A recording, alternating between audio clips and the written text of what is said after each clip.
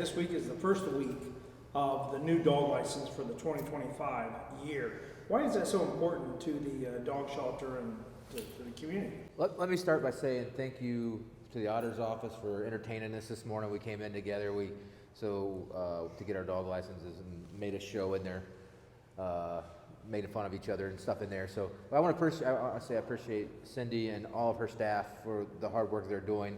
The reason why dog license is so important is by law it funds our shelter, and it is supposed to fund our shelter almost to its complete, but obviously the commissioners have had to come and help us a little bit, but we are starting to see that fund start to be a big deal for the shelter and how it's operating, and so it's very vital to the dogs, getting the dogs homes, just caring for the dogs.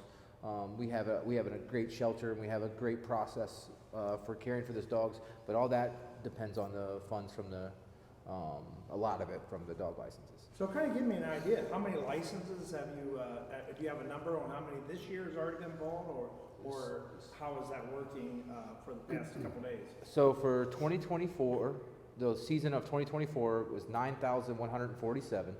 And then for 2025 so far, we have sold 975-ish, counting ours. So we're doing good. We're doing really good so far. How are the adoptions coming along, and how are people reclaiming the dogs that you're finding? How's that working? Yeah, this year we've done really well on getting dogs back where they belong, people coming in to claim their dogs. Probably since around March, we're approaching 90 adoptions since March. So we're hoping to get a bunch more before the end of the year. We're also working with Mancy over in Mansfield to get started back into the dog training program. Getting a few of our pups pulled out of there to go over and just work with some of their minor behavioral issues to make them more adoptable. Okay, and how's that working out for them? I mean, do they come and take a whole bunch at once, or are they gonna slowly get into this? I think their plans are to possibly take maybe one or two.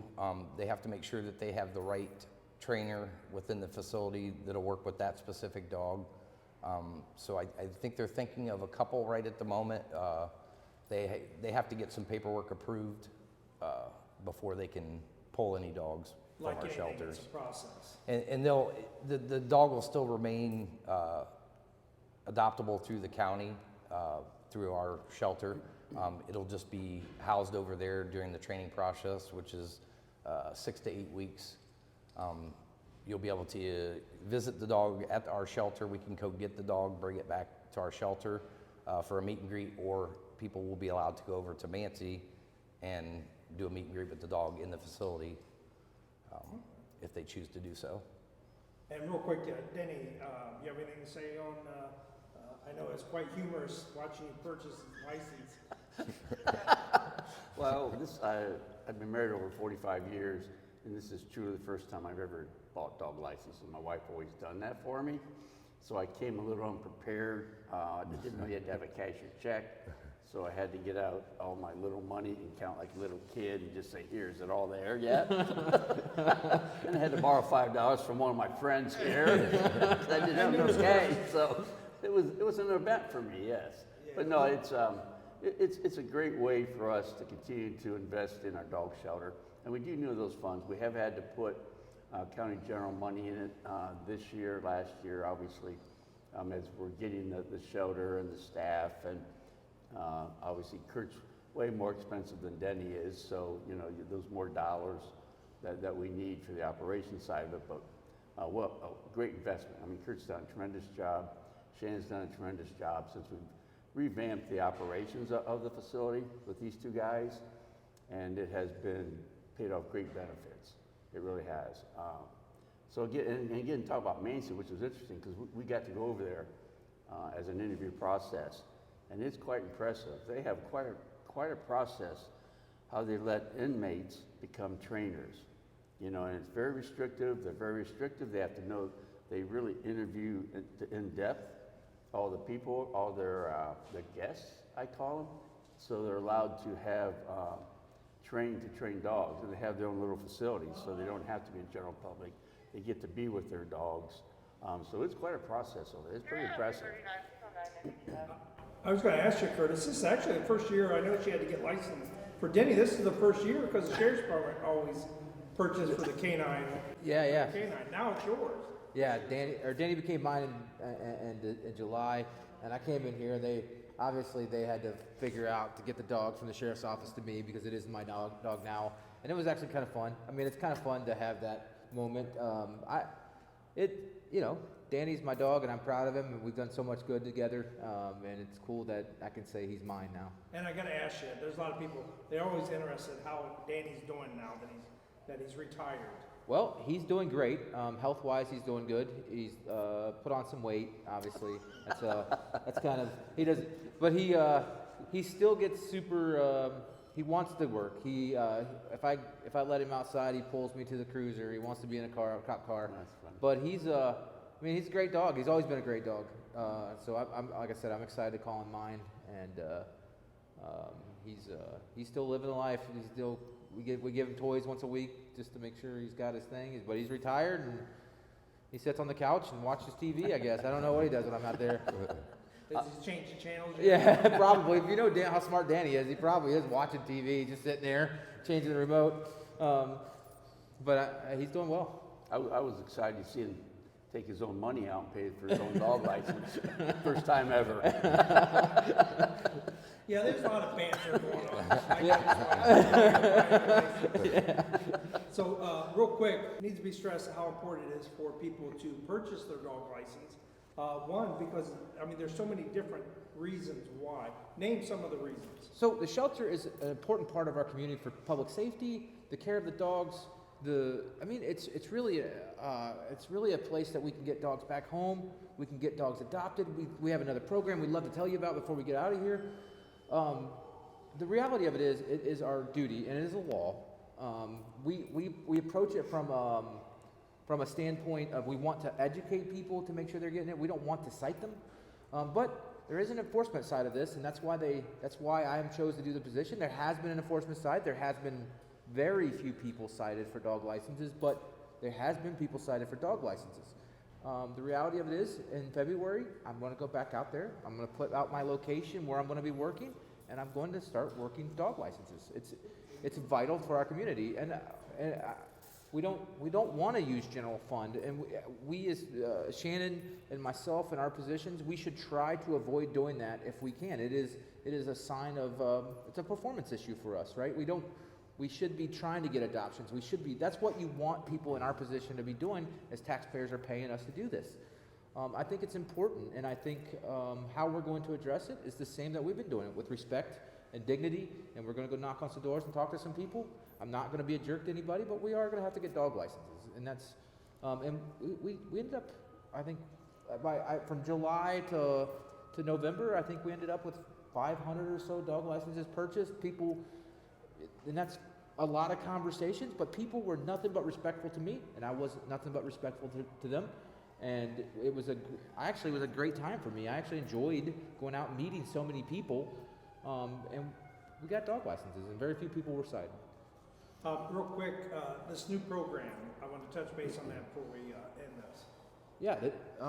So what we're wanting to do is we want to get for Ashland County, we want to get a foster program for the shelter dogs. We'd like to be able to get as many dogs as we possibly can into a foster home, but still on the list for adoption through the county, to help them with the stress levels of being in a shelter, and keeping them able to be adopted, not picking up any bad habits from being in a shelter environment.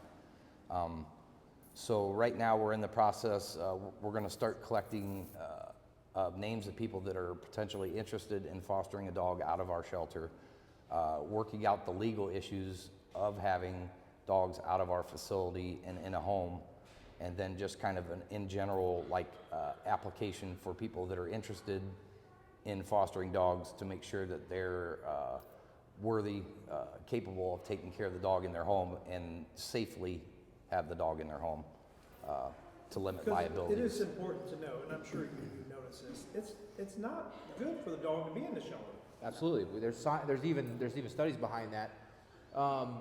The foster program, and I know Denny's staying over here very quiet, but he is well aware that our goal of becoming a modern